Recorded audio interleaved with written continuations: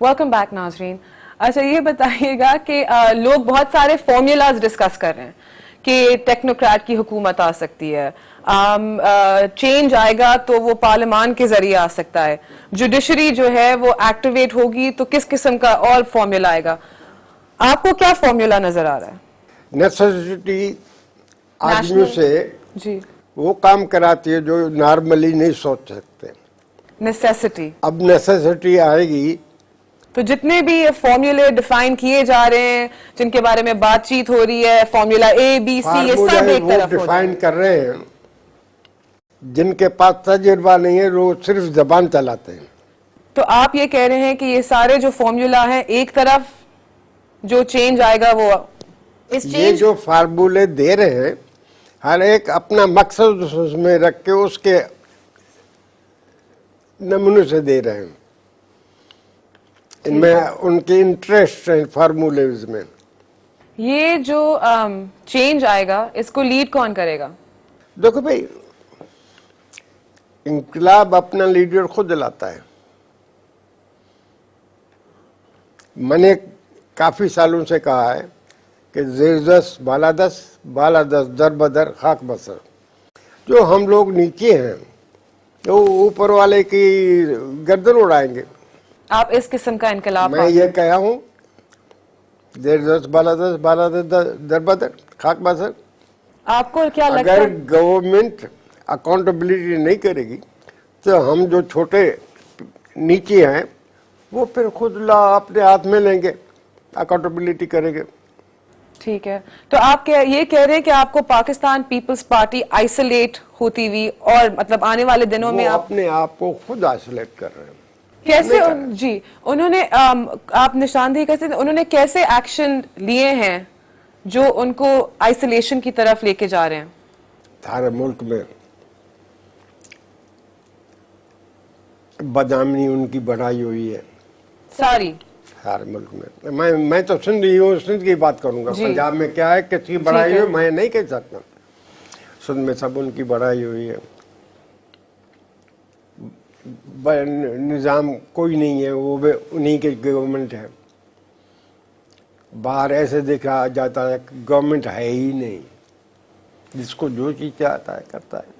लेकिन मैं अभी इंटीरियर सिंध गई हुई थी जिन दिन मतलब सैलाब के उधर, और मैंने जहाँ जितने लोगों से सखर दादू अगर आस पास के इलाकों में मैंने जो बातचीत की, उन्होंने तो यही कहा ज्यादातर लोगों ने कि हमारा वोट पीपीपी को जाएगा, चाहे कुछ भी हो जाए, क्योंकि उनकी एक वो रग़बत है, एक वो रिलेशनशिप है शहीद मोहतरमा बेनज़ीर भुट्टो के साथ।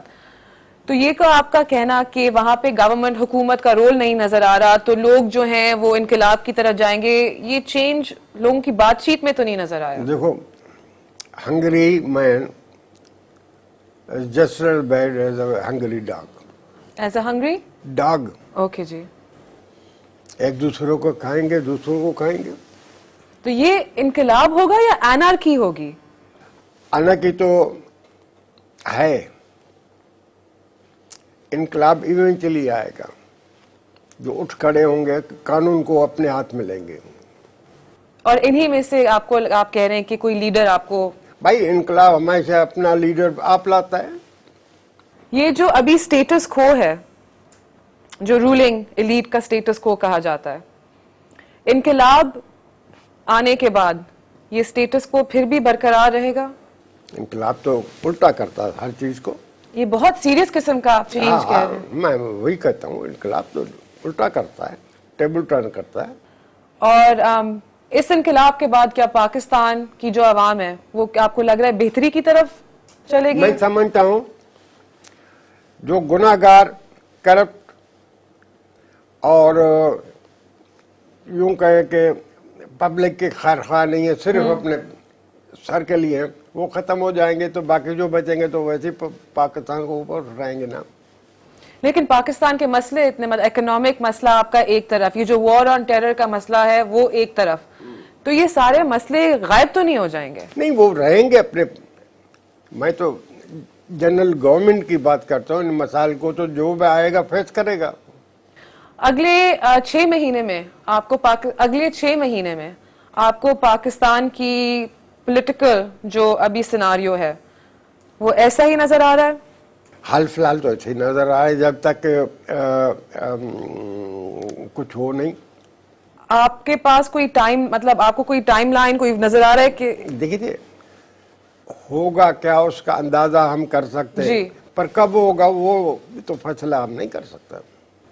लेकिन जैसे कि आपने कहा कि लोगों के हालात अभी अच्छे नहीं हैं। नहीं, खराब हैं और खराब होंगे। अच्छा, और खराब होंगे ये भी आप कह रहे हैं, तो ये कब तक चलेगा? ये जब कब तक? तक लोग हैं और जब तक ये खराबियां हल नहीं की गई हैं। फिर आप अल्ताफ हुसैन साहब के बयान से अग्री करेंगे जो उन्होंने पिछले दिनों में दिया है? उन्होंने भी यही बात की है, चेंज की, कि तब्दीली, अवाम की बेहतरी के लिए तब्दीली। उन्होंने तो फौज को बुलाया है। आपने फौज को दावत नहीं दी? मैं फौज को दावत नहीं दूंगा, लेकिन अगर फौज जरूरत के तहत, लॉ ऑफ नेसेसिटी की तरह से के वजह से आ जाती है तो मैं उन्हें बुरा भी नहीं कहूँगा। ठीक है। फौज जो है अभी इतने फ्रंट्स पे लड़ रही है, अफवाज पाकिस्तान जो है वो काफी फ्रंट्स पे लड़ रही है। एक तो ये वॉर ऑन टेरर, उससे डील कर रही है। उसके अलावा ये जो सैलाब आया तो उसकी जितनी भी रेस्क्यू, रिलीफ, अभी आपने कहा है कि आप चाहेंगे कि वो रिलीफ और रिहेबिलिटेशन भी फौज के हवाले कर दिया जाए।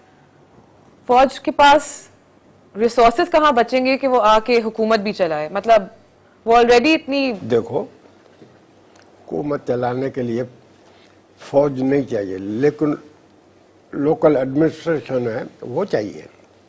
नहीं, आपने ये कहा है फौज, कि इस फौज को जी आर्मी ऑफ ऑक्यूपेशन तो नहीं बनना है ना। ठीक है। वो बॉर्डर भी संभालेगी और कंस्ट्रक्शन भी करेगी, रिहेबिलिट भी करेगी।